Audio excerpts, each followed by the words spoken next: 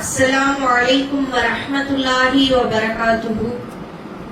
إن الحمد لله نحمده ونستعينه ونستغفره ونعوذ بالله من شرور أنفسنا ومن سيئات أعمالنا.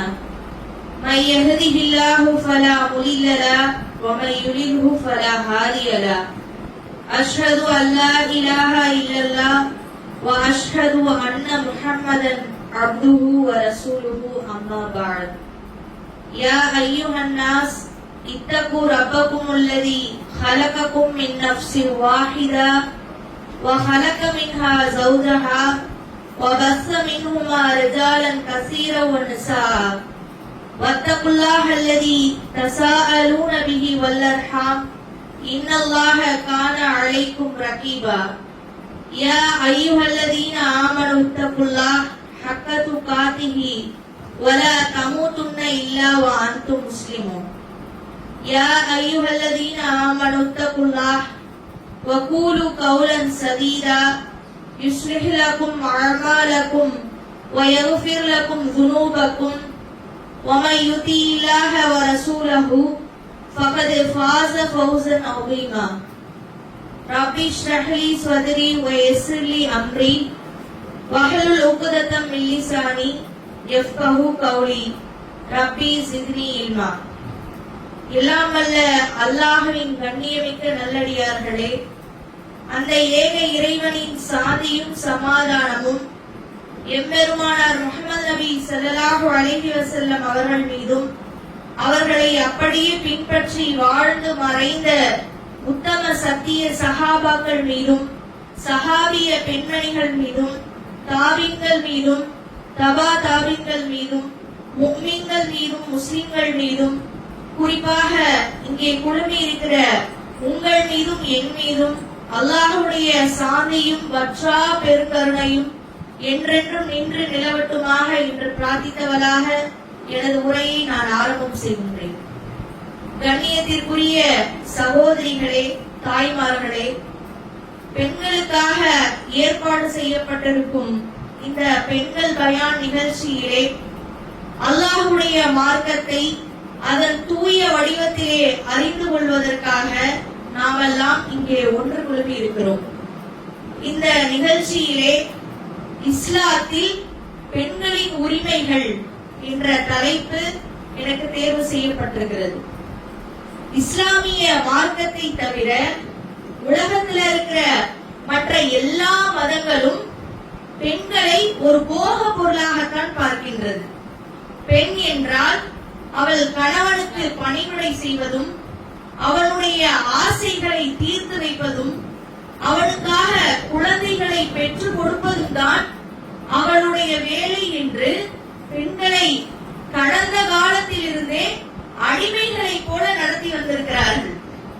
அவர்கள் ஏற்றுக்கொண்ட மதத்திலேயே பெண்களுக்கு கல்வி கற்கிற உரிமை வழங்கப்படவில்லை, சம்பாதிக்கிற உரிமை இல்லை, சொத்துரிமை வழங்கப்படவில்லை, தான் திருமணம் செய்ய போகும் கணவனை தேர்ந்தெடுக்கிற உரிமை இல்லை, பிடிக்காத கணவனை விவாகரத்து செய்கிற உரிமை இல்லை, கணவன் இறந்து போய்விட்டால் மனைவி மறுமணம் செய்வதற்கு உரிமை வழங்கப்படவில்லை. இன்னும் சொல்ல போனால் கணவன் இறந்து போய்விட்டால் அவருடைய உடல் எரிகின்ற போதே மனைவியும் சேர்ந்து உடன்கட்டை என்ற பெயர்ல தன்னை தானே மாய்த்து கொள்ள வேண்டும், அல்லது மொட்டையடித்து வெள்ளை ஆடை அணிந்து துறவியை போல வாழ வேண்டும் என்றெல்லாம் அவர்களின் மதத்தின் பெயராலேயே பெண்கள் அடிமைப்படுத்தப்பட்டு வந்தார்கள். மாதவிடாய் போன்ற இயற்கை உபாதைகளை கூட தீட்டு என்ற பெயர்ல பெண்களை வீட்டை விட்டே ஒதுக்கி வைத்து கொடுமை செய்த நிலையும் இருந்தது. இன்றைக்கும் கூட பல ஊர்கள் அப்படி இருக்கிறத பார்க்கிறோம். பெண்களுக்கு அவர்களின் இறை ஆலயத்திற்கு சென்று வழிபடுவதற்கு கூட உரிமை இல்லாமல் அந்த உரிமை பல இடங்கள்ல மறுக்கப்படுறத பார்க்கிறோம். இப்படியாக பெண்களுக்கு எந்த உரிமையும் வழங்காமல் அவர்களை மதத்தின் பெயராலேயே அடிமைப்படுத்தி வைத்திருக்கிறார்கள். இன்னும் சொல்ல போனால் பெண்களை அவர்களின் இறை ஆலயத்திற்குள் அனுமதிக்க வேண்டும் என்று ஒரு பிரிவினரும் அனுமதிக்க கூடாது என்று கூட பல போராட்டங்களை நடத்தி கொண்டிருப்பதை நீங்கள் பார்க்கலாம். அறிவியல் முன்னேற்றத்தினாலேயும் நாகரிக வளர்ச்சியினாலேயும் தான் அரசியல் சட்ட ரீதியாக பெண்கள் இப்பொழுதுதான் சில உரிமைகளை பெற்று வருகிறார்கள். ஆனாலும் பெண்களுடைய முன்னேற்றத்தை விட பெண்களுக்கு எதிரான கொடுமைகள் தான் இன்றைக்கு சமூகத்தில் தலைவிரித்தாடுவதை நீங்கள் பார்க்கலாம். பெண்ணுரிமை இயக்கங்கள் பெண்ணுரிமையை வரையறுக்காததால், பெண் உரிமை என்றால் என்ன என்று சொல்லித் தராததால் அந்த இயக்கங்கள் எல்லாம் இன்றைக்கு தோல்வியை தழுவியிருக்கிறது. விளம்பரங்கள், ஆபாச போஸ்டர்கள், மஞ்சள் இதழ்கள், சினிமா, கவிதை என்று எல்லாமே பெண்களை கேவலப்படுத்தும் வகையில் இருப்பதை நீங்கள் பார்க்கலாம். இதை எதிர்த்து போராடாதவர்கள் இஸ்லாத்தின் மீது வீண் பழி சுமத்துகிறார்கள். இஸ்லாம் பெண்களை அடிமைப்படுத்துகிறது, பெண்களை கொடுமைப்படுத்துகிறது என்றெல்லாம் இஸ்லாத்தின் மீது தங்களுடைய வெறுப்பை காட்டுகிறார்கள். ஆனால் திருமறை குர்ஆன் 14 நூற்றாண்டுகளுக்கு முன்னாடியே பெண்ணுரிமையை பாதுகாத்த ஒரு மார்க்கம், பெண்களுடைய கண்ணியத்தை உயர்த்திய ஒரு மார்க்கம். எந்த அளவுக்கெல்லாம் இஸ்லாம் பெண்ணுரிமையை பற்றி பேசுகிறது, இஸ்லாத்தில் பெண்ணியம் எப்படி போற்றப்படுகிறது என்பதைத்தான் இந்த உரையிலே நாம் அறிந்து கொள்ள இருக்கிறோம். ஒரு பெண் குழந்தை பருவத்தில் இருக்கும் பொழுது, பெண் குழந்தை பிறந்தாலே அவளை புதைத்து விட வேண்டும், அவளை கொன்று விட வேண்டும் என்றெல்லாம் பெண்களை அடிமைப்படுத்திக் கொண்டிருந்த காலகட்டத்தில் பெண் குழந்தை பிறந்தால் அது நற்செய்தி என்று திருமறை குர்ஆன் சொன்னது. அல்லாஹ் தஆலா திருமறை குர்ஆனிலே குறிப்பிடுகிறான், வஇதா புஷ்ஷிர அஹதுஹும் பில் உன்ஸா, அவர்களில் ஒருவருக்கு பெண் குழந்தை பிறந்தால், பெண் குழந்தை பிறந்தது என்ற நற்செய்தி சொல்லப்பட்டால், வல்ல வஜ்ஹுஹு முஸ்வத்தன் வ ஹுவ கலீம், அவர்களுடைய முகமெல்லாம் கருத்து போய்விடுகிறது. இப்படியாக பெண் குழந்தைகளை கேவலமாகவும் இழிவாகவும் நினைக்கிறாங்க. ஆனா அவள் ஒரு நற்செய்தி என்று திருமறை குர்ஆன் சொன்னது. இன்னொரு இடத்திலே அல்லாஹ் தஆலா திருமறை குர்ஆனிலே குறிப்பிடுகிறான், வஇதல் மௌஊதத்து சுயிலத் பிஐயி தம்பின் குத்திலத், உயிரோடு புதைக்கப்பட்ட பெண் குழந்தைகள் என்ன பாவத்திற்காக கொலை செய்யப்பட்டார்கள் என்று கொலை செய்தவர்களும் கொலைக்கு காரணமானவர்களும் மறுமையிலே விசாரிக்கப்படுவார்கள் என்று அல்லாஹ் தஆலா எச்சரிக்கை செய்கிறார். நபி ஸல்லல்லாஹு அலைஹி வஸல்லம் அவர்கள் சொன்னார்கள், மன் ஆன ஜாரியத்தைனி ஹத்தா தபுலுகா ஜாஅ யௌமல் கியாமத்தி அன வஹுவ கஹாத்தைனி, யார் 2 பெண் குழந்தைகளை பெற்று அவர்கள் பருவ வயதை அடைகிற வரைக்கும் வளர்க்கிறாரோ அவரும் நானும் மறுமையில இப்படி இருப்போம் சொல்லி நபி ஸல்லல்லாஹு அலைஹி வஸல்லம் அவர்கள் தன்னுடைய ஆட்காட்டி விரலையும் நடுவிரலையும் காட்டி இணைத்து, பெண் குழந்தையை பெற்று வளர்ப்பவர் என்னோடு மறுமையில சொர்க்கத்துல இப்படி ஒட்டி கொண்டிருப்பார் என்று சொல்லி காட்டினார்கள். அப்ப பெண் குழந்தைகளை கேவலமாகவும் இழிவாகவும் நினைத்துக் கொண்டிருந்த காலகட்டத்துல பெண்களுக்கு ஆன்மா இருக்குதா, அவர்களுக்கு உயிர் இருக்குதா என்றெல்லாம் விவாதம் நடைபெற்றுக் கொண்டிருந்த காலகட்டத்துல, உலகம் முழுக்க பெண்களை அடிமைப்படுத்திக் கொண்டிருந்த காலகட்டத்துல 14 நூற்றாண்டுகளுக்கு முன்னாடியே பெண் குழந்தை பிறந்தால் அது நற்செய்தி என்றும், பெண் குழந்தை பிறந்தால் நபி ஸல்லல்லாஹு அலைஹி வஸல்லம் அவர்களோடு சொர்க்கத்தில் இருக்கிற பாக்கியம் கிடைக்கும் என்று இஸ்லாமிய மார்க்கம் சொன்னது. அது மட்டும் இல்லாமல் பெண் குழந்தையை கொலை செய்தால் அவர் மறுமையிலே குற்றவாளியாக நிறுத்தப்பட்டு விசாரிக்கப்படுவார்கள் என்றெல்லாம் குழந்தை பருவத்திலேயே பெண்களுக்கு பாதுகாப்பு வழங்கிய ஒரு மார்க்கம் இஸ்லாமிய மார்க்கம். அதே மாதிரி ஒரு பெண் மனைவியாக ஆன பிறகு கணவனை சார்ந்து இருக்கிற ஒரு நிலைமை ஏற்படுகிறது. அந்த நேரத்திலும் கூட பெண்கள் பலவிதமான பாதிப்புகளுக்கு, கொடுமைகளுக்கு, துன்பங்களுக்கு உள்ளாக்கப்படுறாங்க. மிகப்பெரிய தியாகியாக இருக்கக்கூடிய ஒரு பெண்ணை திருமணத்திற்கு பிறகு தன்னுடைய கணவனுக்காக வேண்டி, தன்னுடைய பிள்ளைகளுக்காக வேண்டிய தன்னுடைய வாழ்க்கையில பல கஷ்டங்களை, பல சிரமங்களை அனுபவிக்கக்கூடிய ஒரு பெண்ணை அடிமைகளை போல நடத்தப்படுவதை உலகம் முழுக்க நீங்கள் பார்க்கலாம். அதனால்தான் நபி ஸல்லல்லாஹு அலைஹி வஸல்லம் அவர்கள் ஒரு பெண்ணை ஒரு ஆண் எப்படி நடத்த வேண்டும், மனைவியை எப்படி வழி நடத்த வேண்டும் என்றும் அதற்கும் பல அறிவுரைகளை நபி ஸல்லல்லாஹு அலைஹி வஸல்லம் அவர்களும் சொல்கிறார்கள். திருமறை குர்ஆனும் நமக்கு சொல்கிறது. அல்லாஹ் தஆலா திருமறை குர்ஆனிலே சொல்லி காட்டுகிறான், வஆஷிருஹுன்ன பில் மஅரூஃப். பெண்களிடத்துல நீங்க நல்ல விதத்துல நடந்துக்கோங்க, நல்ல முறையில நீங்க நடந்துக்கோங்க. ஃபைன் கரிஹதுமுஹுன்ன ஃபஅஸா அன் தக்ரஹு ஷையா. அவர்களிடத்துல வெறுக்கத்தக்க எதையாவது நீங்க பாத்தீங்க அப்படின்னா வயஜஅலுல்லாஹு ஃபீ கைரின் கஸீரா, அதிலே அல்லாஹ் தஆலா ஏராளமான நன்மைகளை உங்களுக்கு வைத்திருப்பான் என்று சொல்லி காட்டுகிறான். அப்ப உங்க மனைவியிடத்துல உங்களுக்கு பிடிக்காத ஏதாவது ஒரு விஷயம் இருக்கலாம், ஆனா அது கூட உங்களுக்கு நன்மையா தான் இருக்கும். அது உங்களால தெரிஞ்சுக்க முடியாது. அதனாலதான் உங்க மனைவிமார்கள்ட்ட உள்ள ஒரு சில குறைகளை பார்த்து நீங்கள் வெறுத்துடாதீங்க இப்படின்னு அல்லாஹ் தஆலா ஆண்களுக்கு அறிவுரை சொல்றான். அதே மாதிரி நபி ஸல்லல்லாஹு அலைஹி வஸல்லம் அவர்களும் சொன்னார்கள், லா யஃப்ருக் முஃமினுன் இல்லா முஃமினத்தன். எந்த முஃமினான ஆணும் தன்னுடைய முஃமினான மனைவியை வெறுத்து விட வேண்டாம். ஏனா இன் கரிஹ மின்ஹா குலுகன் ரதிய மின்ஹா ஆகர்.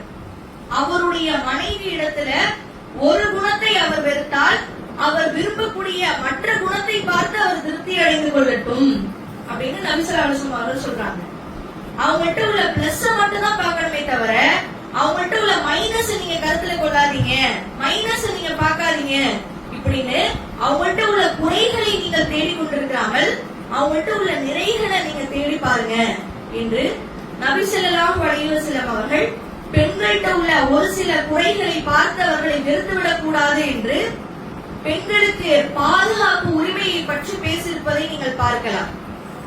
அதே மாதிரி நபி ஸல்லல்லாஹு அவர்களிடத்துல ஹக்கீம் இப்னு முஆவியா ரலியல்லாஹு அன்ஹு என்ற நபித்தோழர் வந்து கேட்கிறார், அல்லாஹ்வின் தூதரே, மா ஹக்கு ஜௌஜிஹி அஹதினா அலைஹி. எங்களுடைய மனைவிக்கு நாங்க செய்ய வேண்டிய கடமை என்ன, அவங்க மேல எங்களுக்குள்ள உரிமை என்ன அப்படின்னு கேட்கும்போது நபி ஸல்லல்லாஹு அலைஹி வஸல்லம் அவர்கள் சொல்றாங்க, அன் துத்ரீமஹா இதா தொயித்த. நீங்க சாப்பிடும்போது அவங்களுக்கு சாப்பாடு கொடுங்க. வ தக்ஸுஹா இதா தஸைத்த.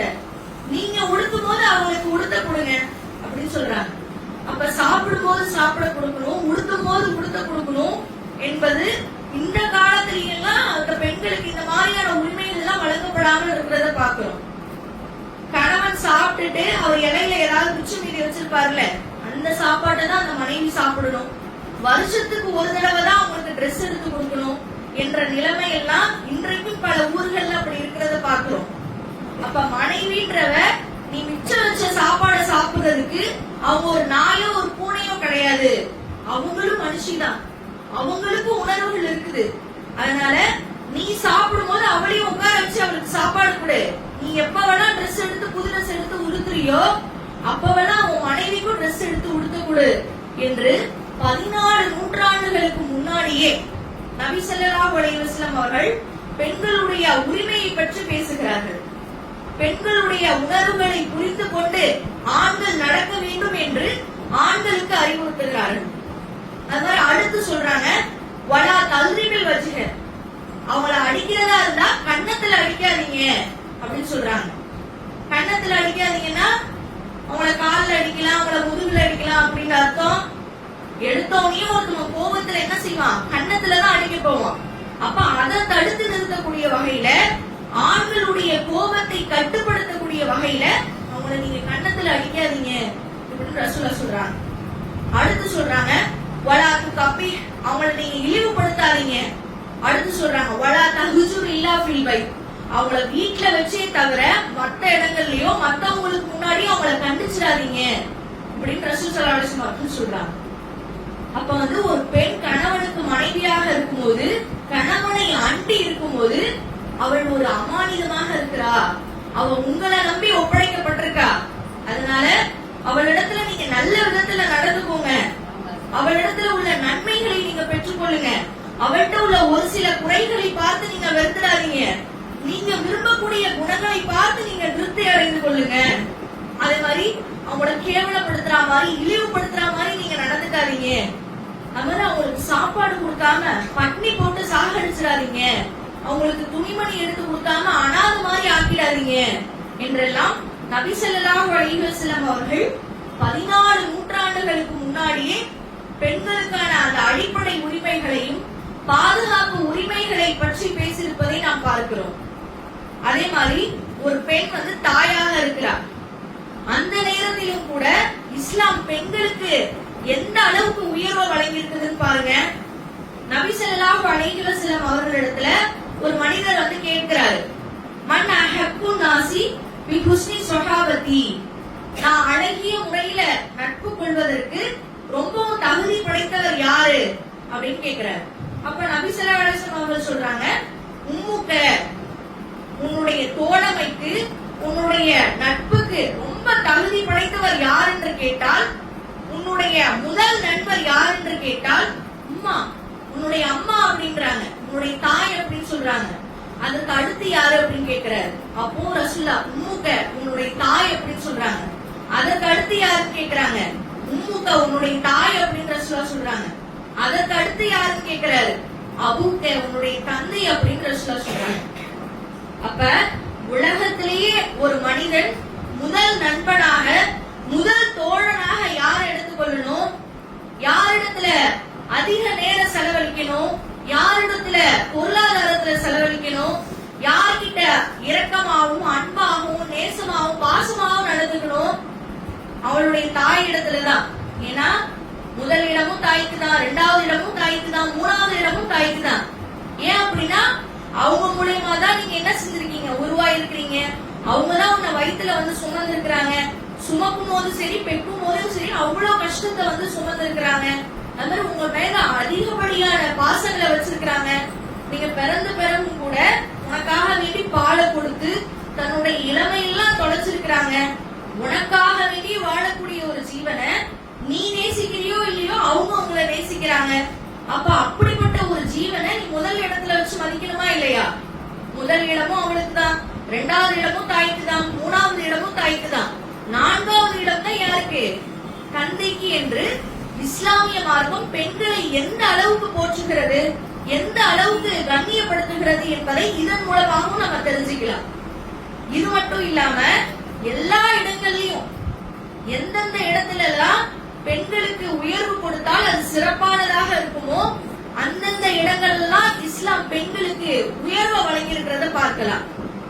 எந்த இடத்துல ஆணையும் பெண்ணையும் சரிசமமா வைக்க முடியாதோ, அப்படி சரிசமமா வச்சா அவங்களுடைய உயிருக்கு பிரச்சனை வருமோ, அவங்களுடைய மானத்துக்கு பிரச்சனை வருமோ, அவங்களுடைய பாதுகாப்புக்கு பிரச்சனை ஏற்படுமோ, அந்த மாதிரியான இடங்கள்ல மட்டும்தான் இஸ்லாம் ஆணையும் பெண்ணையும் சரிசமமா நடத்தல. அதை தவிர மற்ற எல்லா இடங்கள்லயுமே இஸ்லாம் ஆணையும் பெண்ணையும் சரிசமமா நடத்துறத பார்க்கலாம். எந்தெந்த இடங்கள்லாம் இஸ்லாம் ஆணையும் பெண்ணையும் சரிசமமா நடத்துது, எப்படிப்பட்ட உரிமைகள்லாம் வழங்கி இருக்குது அப்படின்னு பாத்தீங்கன்னா, அல்லாஹ் தஆலா முதல்ல ஆதம் என்ற மனிதரை படைக்கலாம்.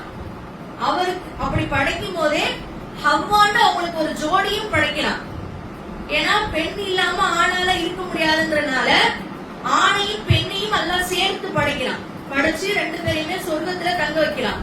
தங்க வச்சுட்டு அல்லாஹ் சொல்றான், சொர்க்கத்துல உள்ள எல்லாத்தையுமே நீங்க சாப்பிடுங்க, எல்லாத்தையுமே நீங்க குடிங்க அப்படின்னு சொர்க்கத்துல உள்ள எல்லா இன்பங்களையும் 2 பேரையும் சேர்த்து அனுபவிக்க சொல்றான்.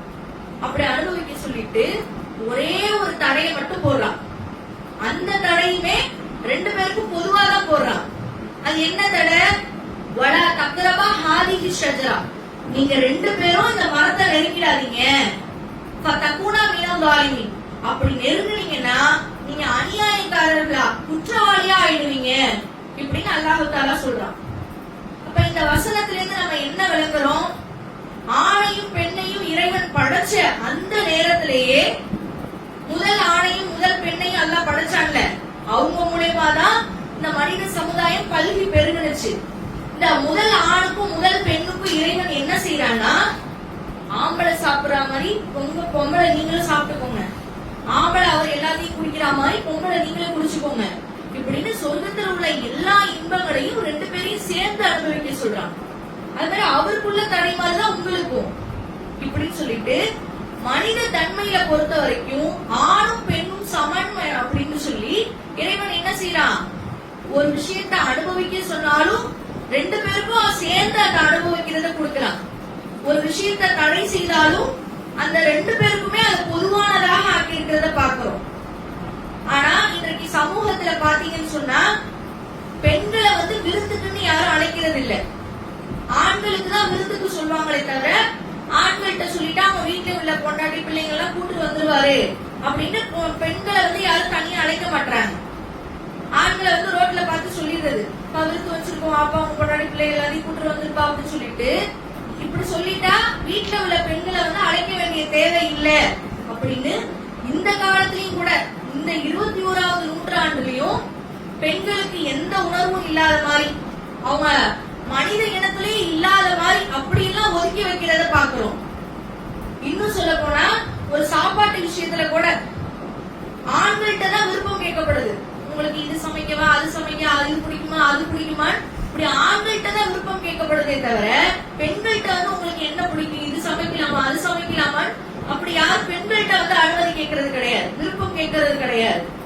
ஆனா மனித தன்மையில பொறுத்த வரைக்கும் ஆணும் பெண்ணும் சமம் என்று சொல்லி இஸ்லாம் இந்த நூற்றாண்டுல சொல்லல, 14 நூற்றாண்டுகளுக்கு முன்னாடியே நபி ஸல்லல்லாஹு அலைஹி வஸல்லம் அவர்களுக்கு வழங்கப்பட்ட அந்த திருமறை குர்ஆன்ல அல்லாஹ் முதல் மனிதன் ஆதம் அலைஹிஸ்ஸலாம் படைச்சான. ஆதம் அலைஹிஸ்ஸலாமையும் ஹவ்வா அலைஹிஸ்ஸலாம் ரெண்டு பேரையும் மனிதர்களாகத்தான் பார்த்தான். ரெண்டு பேருக்குமே சமமா தான் அல்லாஹ் ட்ரீட் பண்ணா. ஒரு விஷயத்தை அனுபவிக்க சொன்னாலும் ரெண்டு பேருக்கும் தான் அந்த அனுமதி. ஒரு விஷயத்தை தடை செஞ்சாலும் ரெண்டு பேருக்கும் அந்த தடையை பொதுவானதாக ஆக்கியிருந்தான்றதெல்லாம் பாக்குறோம். அதே மாதிரி ஒரு ஆணோ ஒரு பெண்ணோ வழி தவறிடுறாங்கன்னு வைங்க, மிஸ் ஆயிடுறாங்க. பொதுவா நம்ம சமூகத்துல என்ன செய்வாங்க, எல்லாரும் பெண்களுக்கு தான் போய் அட்வைஸ் பண்ணுவாங்க. ஆம்பளை பொறுத்த வரைக்கும் அவன் அப்படிதான் அப்படின்னு சொல்லுவாங்க. ஒரு வீட்லயே போய் ஆம்பளை பிள்ளைய பத்தி கம்ப்ளைண்ட் பண்ணுங்களேன், இந்த மாதிரி உங்க பையன் ஒரு பொண்ணை லவ் பண்றான், அல்லது ஒரு பொண்ணை கை பிடிச்சி இழுத்துட்டான், அல்லது வேற ஏதாவது அவனை பத்தி வேற ஏதாவது கம்ப்ளைண்ட் பண்றோம் அப்படின்னா என்ன செய்வாங்க, அவன் ஆம்பளை பிள்ளை, அவன் அப்படிதான் இருப்பான் அப்படின்னு சாதாரணமாக கடந்து போயிடுவாங்க. இதே பெண்களை பொறுத்த வரைக்கும் பெரிய விஸ்வரூபமாக பார்ப்பார்கள். ஒரு பெண் தவறு செய்தால் பெரிய விஷயமாக கேவலமாக பார்க்கிறதும், இதே ஒரு ஆண் தவறு செய்தா அவன் அப்படிதான் அப்படின்னு சாதாரணமாக கடந்து போறதெல்லாம் நம்ம சமூகத்துல பாக்குறோம். ஆனா இஸ்லாமிய மார்க்கம் என்ன செய்யுது அப்படின்னா, பார்வையை தாழ்த்தணும், ஒழுக்கமாக நடக்கணும், கற்பு நெறிய பேணணும்ன்ற இந்த அறிவுரைய இஸ்லாம் ஆண்களுக்கும் சொல்லுது, பெண்களுக்கும் சொல்லுது. திருமறை குர்ஆன்ல 24வது சூறாவுல 30-31வது வசனத்துல நீங்க பாத்தீங்கன்னா இந்த அறிவுரை ரெண்டு பேருக்குமே சொல்லப்படுது. குல்லில் முஃமினீன, மூமினான ஆண்களுக்கு நபியே நீங்க சொல்லுங்க, யகுல்லு மின் அப்சாரிஹிம் வ யஹ்ஃபல் ஃபுரூஜஹும், அவர்கள் தங்களுடைய பார்வைகளை தாழ்த்திக் கொள்ளட்டும், தங்களுடைய கற்பை பாதுகாத்துக் கொள்ளட்டும் அப்படின்னு அல்லாஹ் ஃபர்ஸ்ட் அறிவுரை யாருக்கு சொல்றான்? ஆண்களுக்கு தான் சொல்றான். ஏன்னா கற்புன்றது பெண்களுக்கு மட்டும் கிடையாது, ஆண்களுக்கும் தான். ஆண்களும் என்ன செய்யணும், அவங்களுடைய பார்வைகளை தாழ்த்தி கொள்ளணும், அவங்களுடைய கற்பை பாதுகாத்துக் கொள்ளணும் இப்படின்னு அல்லாஹ் சொல்லி காட்டுறான். அந்த வசனத்துடைய தொடர்ச்சியிலே பாத்தீங்கன்னா பெண்களுக்கும் இந்த அறிவுரை சொல்லப்படுது. குள்ளி முஃமினாத்தி, மூமினான பெண்களுக்கு நபியே நீங்க சொல்லுங்கள், யகுலுல்ல மின் அப்சாரிஹின்ன வ யஹ்ஃபல்ன ஃபுரூஜஹுன்ன, அவர்களும் தங்களுடைய பார்வைகளை தாழ்த்தி கொள்ளட்டும், தங்களுடைய கற்பை பாதுகாத்துக் கொள்ளட்டும் இப்படின்னு அல்லாஹ் பெண்களுக்கும் இந்த அறிவுரையை சொல்றான். இப்படி ரெண்டு பேருமே தான் ஒழுக்கமா நடக்கணுமே தவிர ஒரு ஆள் எப்படி வேணாலும் இருக்கலாம், ஒரு ஆள் மட்டும் தான் ஒழுக்கமா நடக்கணும் இப்படின்னு இஸ்லாமிய மார்க்கம் சொல்லல. கற்பு நெறிய பேண வேண்டும் என்ற அந்த அறிவுரையை இஸ்லாம் ஆணுக்கும் பெண்ணுக்கும் சரிசமமாக சொல்றத பாக்குறோம். அதே மாதிரி ஒரு ஆண் தவறு செஞ்சுட்டாங்க, ஒரு பெண் தவறு செஞ்சுட்டாங்க அப்படின்னா நம்ம சமூகத்துல என்ன செய்வாங்க, பெண்ணை மட்டும்தான் அடிப்பாங்க அல்லது ஆணை மட்டும்தான் தண்டிப்பாங்க. ஆனா இஸ்லாமிய மார்க்கம் என்ன செய்யுது அப்படின்னா, ரெண்டு பேரும் ஒழுங்கக்கேட நடந்துட்டாங்க, ரெண்டு பேரும் விபச்சாரம் பண்ணிட்டாங்கன்னு வைங்க, ரெண்டு பேருக்குமே கசையடி கொடுக்க சொல்லி திருமறை குர்ஆன் சொல்லுது. திருமறை குர்ஆன் எப்படிப்பட்ட உரிமைகளை பெண்களுக்கு வழங்கி இருக்குதுன்னு பாத்தீங்கன்னா, தவறு செய்யறவங்க யாராக இருந்தாலும் சரி, அது பெண்ணா இருந்தா மட்டும் அடிக்கிறது தண்டிக்கிறது, ஆணா இருந்தா அப்படிதான்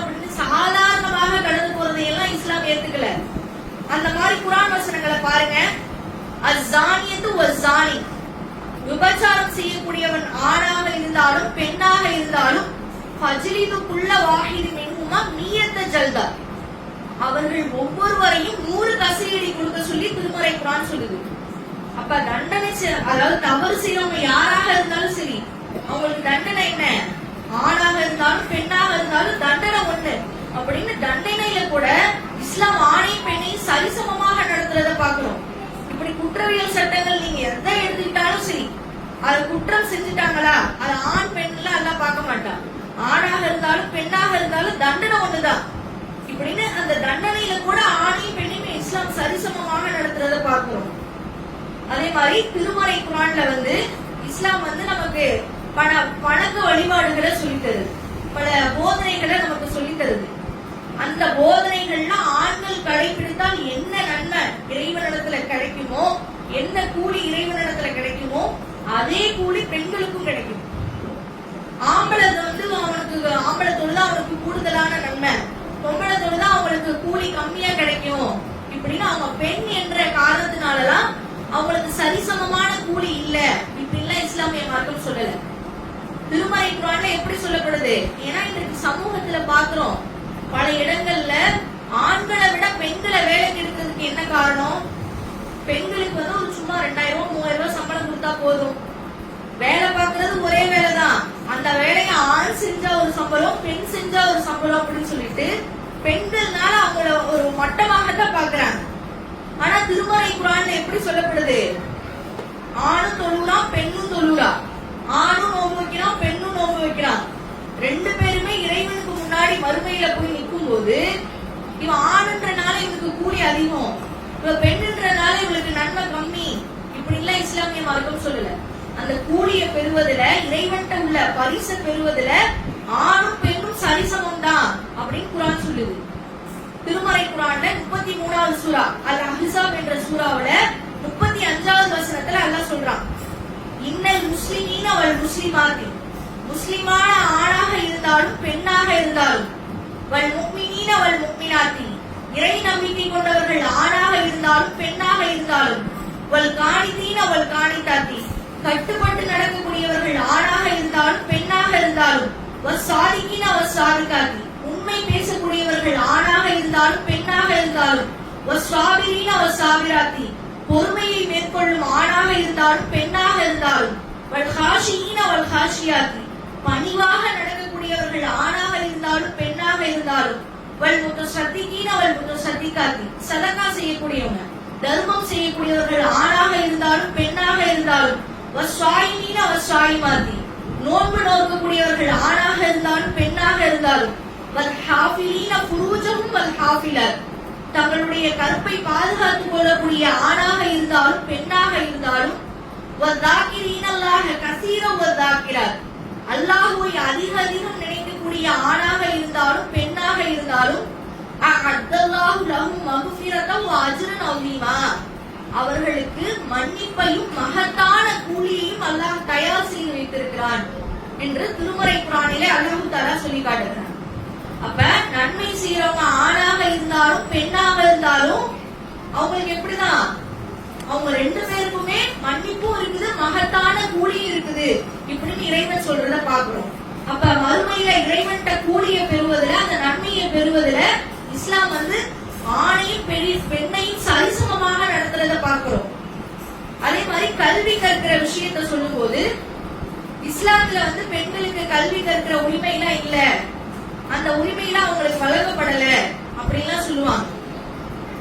இஸ்லாம் கல்வியை 2 பேருக்கும் பொதுவாகத்தான் சொல்லுது, ஆணுக்கும் பெண்ணுக்கும் பொதுவாகத்தான் சொல்லுது.